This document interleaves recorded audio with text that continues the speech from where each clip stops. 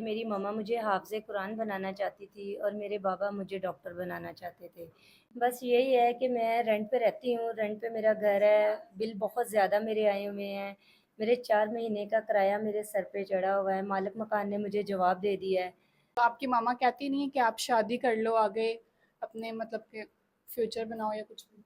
मम्मा तो कहती हैं लेकिन आज शादी करना भी कौन-सा आसान काम है और अच्छा रिश्ता मिलना भी आसान नहीं है। शुरू जब कर काम दिया। आपने छोड़ दिया तो कैसे मैनेज हुआ? इतनी महँगाई जो है, घरदारी कैसे चलाई? अल्हम्दुलिल्लाह मैं खुद हाफ़िज़ कुरान हूँ, तो मैं बच्चों को घर में कुरान पढ़ाती हूँ, तो बच्चे मेरे से पढ़ने आते हैं, बस उसी से ही थोड़ा गुज़ारा हो जाता है मेरा। अस्सलाम वालेकुम नाज़रीन, हमारे साथ 25 साला फ़रीन नाम की लड़की मौजूद है, जिसके वालिद साहब ने और उसके अम्मा जान के दरमियान लड़ाई झगड़े चले। उसकी वजह ये थी कि जो उसकी बेटी थी वो हाफ़िज़ा, जो माँ है वो हाफ़िज़ा कुरान पढ़ाना चाहती थी और जो बाप है वो डॉक्टर बनाना चाहते थे। इसलिए एक रोज़ उनके में बहस हुई, बहस होने की वजह से उसके बाप ने उन्हें तलाक दे दी। तो उन्हीं की स्टोरी, उन्हीं की ही ज़ुबानी सुनते हैं। आइए उनसे पूछते हैं कि उनके साथ कैसे हुआ। अस्सलाम वालेकुम, वालेकुम अस्सलाम। क्या नाम है आपका? फ़रीन। अच्छा, मुझे ये बताएँ कि आपके बाबा ने जो मामा को तलाक दी है, उसकी वजह क्या बनी? उसकी वजह ये थी कि मेरी मम्मा मुझे हाफ़िज़ कुरान बनाना चाहती थी और मेरे बाबा मुझे डॉक्टर बनाना चाहते थे। वो मेरी मम्मा से लड़ते थे कि तुम इसको नमाज़ क्यों पढ़ने देती हो, कुरान क्यों पढ़ने देती हो जबकि मैंने इसको डॉक्टर बनाना है। तो आप अपने बाबा को समझाती नहीं थी कि ये हाफ़िज़ा कुरान मतलब कि अच्छा है, हमारे इस्लाम में कुरान पढ़ना, हिफ़्ज़ बनना अच्छी बात है, तो आपने क्यों करते हैं लड़ाई झगड़े वग़ैरह? मैं तो उनको समझाती थी लेकिन आपको पता ही है वो कि कहाँ कौन कोई सुनता है। लेकिन वो मेरी मम्मा के साथ लड़ते थे, वो मेरे साथ थोड़ी ना लड़ते थे, वो मम्मा को कहते थे, फिर एक दिन ऐसा आया गुस्से में उन्होंने उनको तलाक दे दी। अच्छा, तो तलाक देने के बाद अब भी आपको कौन सपोर्ट कर रहा है? अभी कोई नहीं, अभी मैं और मेरी मम्मा ही हैं बस। कोई बहन-भाई हैं आपके? नहीं, मेरा कोई बहन-भाई नहीं, मैं इकलौती हूँ। इकलौती हैं, जी। तो कैसे सँभालती हैं सब कुछ? मेरी मम्मा लोगों के घर का काम करती हैं, मैं बस उनकी थोड़ी बहुत हेल्प कर देती हूँ, बस इतना ही है। तो किस तरह हेल्प करती हैं आप? उनके साथ जाती हूँ काम पे। तो आप भी काम करती हैं? जी, बिल्कुल। तो आपके कोई रिश्तेदार वग़ैरह, चाचू, फूफो वग़ैरह या कुछ भी नहीं है? अगर हैं भी हैं तो आजकल के दौर में इन हालात में कौन किसी का साथ देता है, कोई भी किसी को नहीं रखता अपने घर में। तो आगे आप क्या करना चाहती हैं कि ये सब कुछ मतलब कि कैसे चलाएँगे अपनी घरदारी या फिर कुछ? बस यही है कि मैं रेंट पे रहती हूँ, रेंट पे मेरा घर है, बिल बहुत ज़्यादा मेरे आए हुए हैं। मेरे 4 महीने का किराया मेरे सर पे चढ़ा हुआ है, मालिक मकान ने मुझे जवाब दे दिया है कि अगर मैंने बल्कि मतलब मालिक मकान जो है वो धमकियाँ देता है आपको? जी, बिल्कुल, मालिक मकान मुझे धमकियाँ दे रहा है, वो कह रहा है कि अगर आपने इस मंथ किराया और बिल क्लियर नहीं किए, तो मैं आपका सामान रख लूँगा और आपको घर से निकाल दूँगा। आपने उसे बताया नहीं कि मेरे बाबा ने मेरी मम्मा को डिवोर्स दे दिया है कि कुछ भी मतलब कि हमें सपोर्ट नहीं है, तो मेरे घर में जो मम्मा है वो घर में सफाई वगैरह करती है, तो थोड़ा इंतज़ार करें, वेट करें। मैंने उनसे कहा है, वो कहते हैं कि हम कितना वेट करें। आपको तो पता है जो लोग घरों में काम करते हैं, उनकी सैलरी कितनी होती है।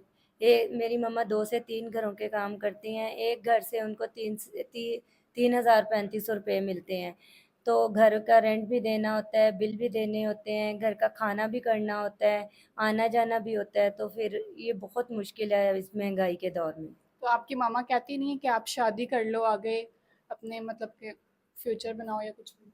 मम्मा तो कहती हैं लेकिन आज शादी करना भी कौन-सा आसान काम है और अच्छा रिश्ता मिलना भी आसान नहीं है।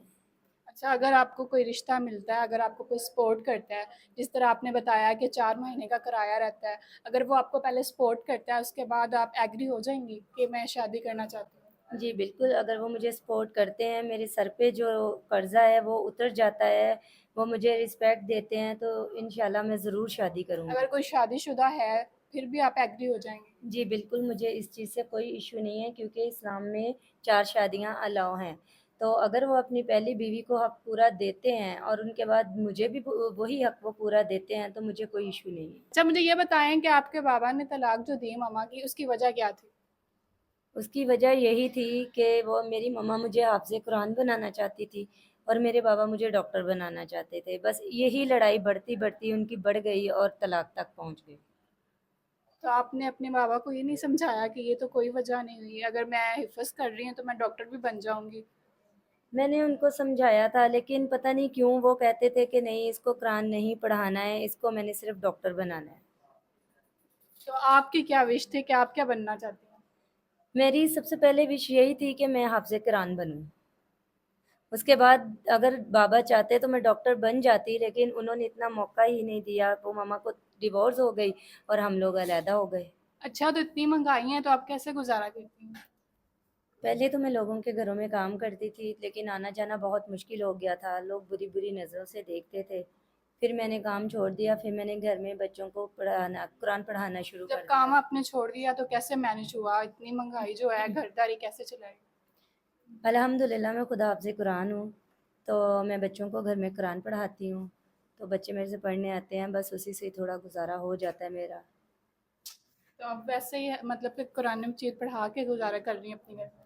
जी, बिल्कुल, मैं कुरान मजीद पढ़ा के बच्चों को मैं घर का गुज़ारा चला रही हूँ। लेकिन मैं अब ये चाहती हूँ कि जिस शख़्स से मेरी शादी हो, वो शख़्स भी मुझे इस चीज़ की इजाज़त दे कि मैं बच्चों को कुरान ज़रूर पढ़ाया करूँ। अच्छा, तो लोग वग़ैरह हेल्प करते हैं आपकी? नहीं, कोई हेल्प नहीं करता है। जी, तो नाज़रीन आपने इनकी स्टोरी सुनी, तो अगर इनसे कोई शादी करना चाहता है तो वो हमसे रब्ता कर सकता है। तो इसी के साथ दीजिएगा मुझे इजाज़त। आपकी होस्ट सिमा मलिक, अल्लाह हाफ़िज़।